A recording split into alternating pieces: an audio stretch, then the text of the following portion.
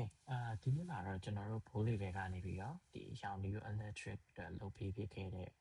interactive map project အကြောင်းလေးပြောပြမှာပဲဖြစ်ပါတယ်ဆိုတော့ဒီရောင် new ဆိုတာကဗျာမြန်မာမှာဒီလျှက်စစ်လုပ်ငန်းတွေပြီးတော့လို့ရှိရင် solar service တွေကိုအဓိကလုပ်ပေးတဲ့ company ကြီးတစ်ခုပေါ့နော်ဆိုတော့သူက company ကြီးတစ်ခုလည်းဖြစ်တယ်အဲ့တော့သူ့ရဲ့ project တွေကလည်းပဲအများကြီးရှိတယ်ပြီးသူရဲ့ project တွေကမြန်မာနိုင်ငံတစ်ဝန်းမှာရှိရပါတော့ဆိုတော့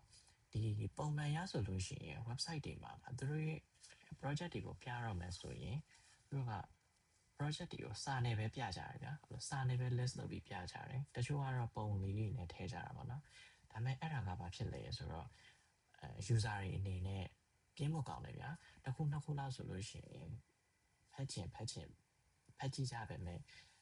project တွေအရင်များလာပြီဆိုလို့ရှိရင်တော့စာရီပဲကြပြင်းမကောင်းသွားဆိုတော့ကျွန်တော်တို့ကအဲ့လိုပြဿနာကိုဘယ်လိုဖြေရှင်းပေးလိုက်လဲဆိုတော့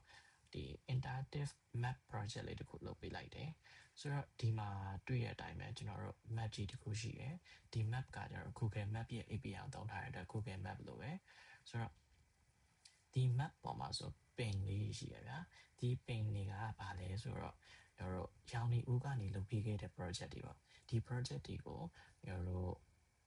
map ပေါ်မှာပင်လေးတွေထောက်ပြီးတော့ပြထားတယ်ဆိုတော့ကျွန်တော်တို့ဒီပင်တစ်ခုချင်းစီကိုထောက်ကြည့်မယ်ဆိုလို့ရှိရင်လေ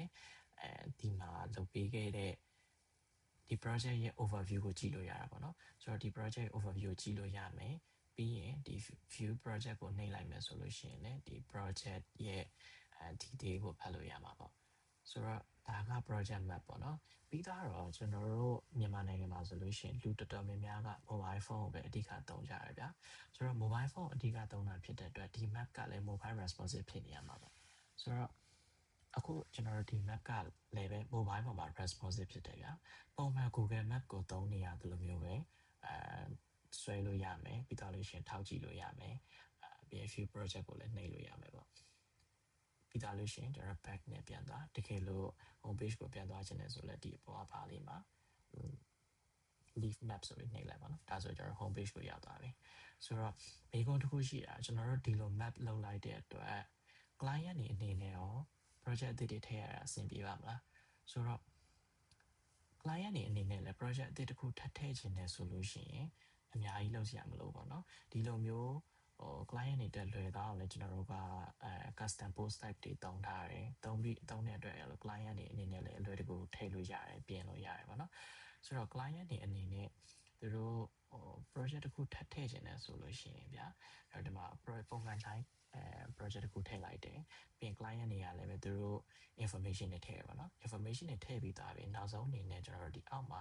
map ဆိုတဲ့ feed တစ်ခုရှိတယ်ဒီ feed မှာကျွန်တော်တို့ longitude နဲ့ latitude ကိုရိုက်ပြီးတော့location ထောက်လို့လည်းရတယ်ဒါမှမဟုတ်ကျွန်တော် manually ဆွဲပြီးတော့ဒီနေရာမှာဒီလမ်းဆောင်မှာကျွန်တော်တို့ service လုပ်ပေးခဲ့တယ်ဆိုရင်ဒီလမ်းဆောင်ထောက်လိုက်ပါတော့ဒါဆိုလို့ရှိရင်လို့ထောက်ပြီးတော့ publish လုပ်လိုက်ပြီဆိုတာ ਨੇ ဒီ project ရဲ့ info တွေရဲ့ပြီးသားလို့ရှိရင်ဒီ project location ကကျွန်တော်ဒီ map ပေါ်မှာလာပေါ်နေမှာပဲဖြစ်ပါတယ်ဆိုတော့ yes ဒါကတော့ကျွန်တော်တို့ fully ပဲခါနေပြီးတော့ရောင်နေအတွက်လုပ်ပေးခဲ့တဲ့ project map လေးပေါ့နော်